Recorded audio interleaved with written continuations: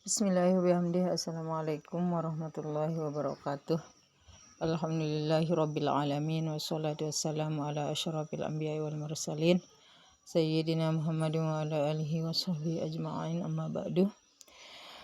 Alhamdulillah, pada pagi hari ini kita dapat melanjutkan pembelajaran kita, yakni di tema 4, subtema 4, pembelajaran yang ke-6. Nah, ini adalah pembelajaran yang ke-6, pembelajaran yang terakhir ya untuk tema 4, subtema 4. Tapi sebelum kita melanjutkan pembelajaran ini, marilah kita awali dengan sama-sama berdoa terlebih dahulu.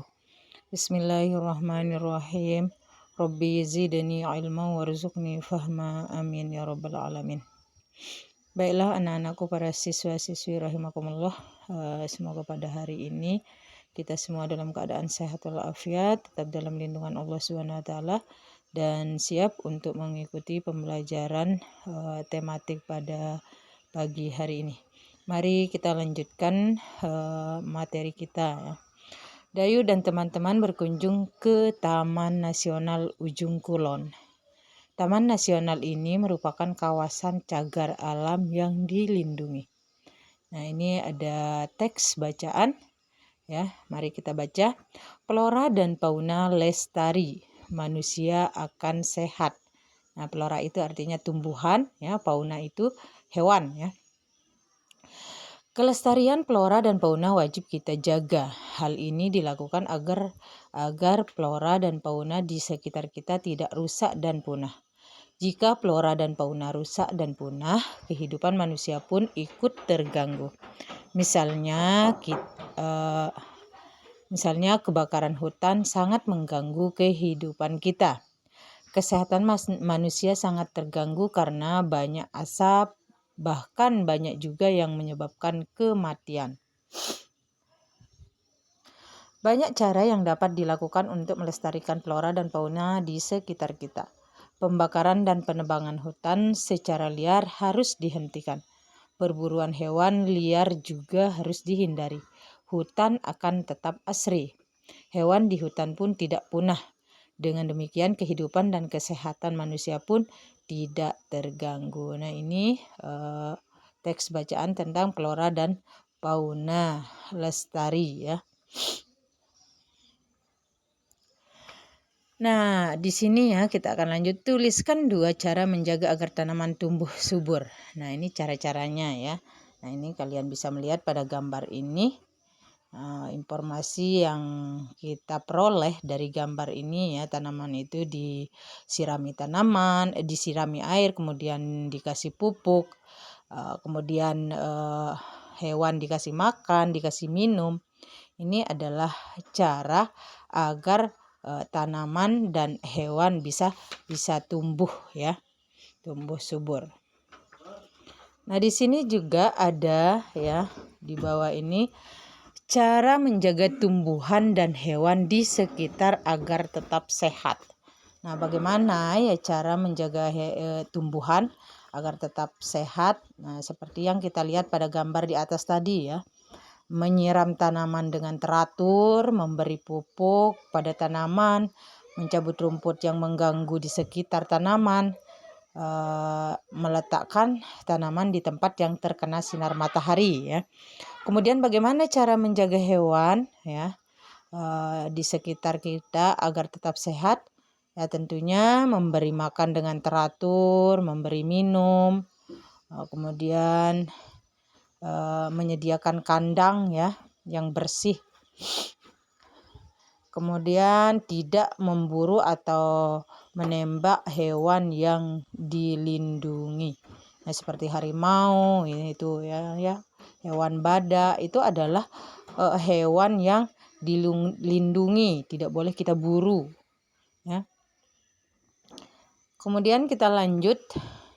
Nah, ini ada gambar ya, apa yang dilakukan Dayu dan teman-teman. Nah, pada gambar ini apa yang dilakukan Dayu dan teman-teman. Nah, di sini Dayu dan teman-teman bergotong royong atau kerja bakti ya.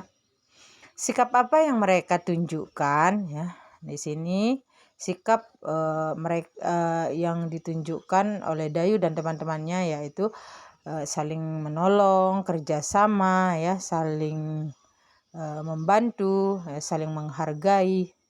Nah, Dayu dan teman-teman merawat taman kelas bersama. Nah, ini ada taman kelas ya. Mereka selalu menerapkan kebersamaan. Kebersamaan merupakan wujud persatuan. Nah, itu ya yang dilakukan Dayu dan teman-temannya.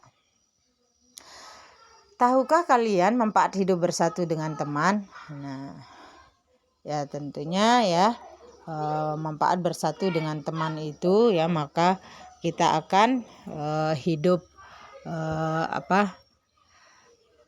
aman dan nyaman ya. Nah, di sini kerjakanlah latihan berikut. Nah, kalian bisa memilih kotak ya, mana manfaat hidup bersatu dengan teman, kemudian mana akibat jika tidak hidup bersatu dengan teman. Nah, ini ya kotaknya kalian bisa melihat di sini. Nah, mana yang banyak teman? Nah, ini termasuk manfaat daripada hidup bersatu dengan teman ya. Kemudian bisa berbagi pengalaman dengan teman. Nah, ini juga termasuk manfaat hidup bersatu dengan teman. Kemudian tidak bisa berbagi pengalaman dengan teman. Nah, ini adalah akibat jika tidak hidup bersatu dengan teman. Kemudian pekerjaan lama selesai. Ini juga akibat jika tidak hidup bersatu dengan teman. Kemudian pekerjaan cepat selesai. Nah, ini termasuk manfaat hidup bersatu dengan teman. Dibenci teman. Nah, ini adalah akibat jika tidak hidup bersatu dengan teman. Nah, itu ya. Banyak teman, kemudian bisa berbagi pengalaman dengan teman, pekerjaan cepat selesai, itu adalah manfaat hidup bersatu dengan teman. Sebaliknya tidak bisa berbagi pengalaman dengan teman, kemudian pekerjaan lama selesai, dibenci teman, itu adalah akibat jika tidak hidup bersatu dengan teman. Dayu dan teman-teman merawat taman kelas bersama. Ada yang menyiram bunga, ada pula yang merapikan pot bunga. Nah, perhatikan gambar berikut. Nah, amati bentuk pot bunga di atas. Tabung merupakan contoh bangun ruang. Nah, ini tabung adalah contoh bangun ruang ya. Tabung bisa disusun membentuk pola tertentu. Nah, ini contoh dari polanya ya. Polanya akan berlanjut terus-menerus seperti ini. Misalnya tabungnya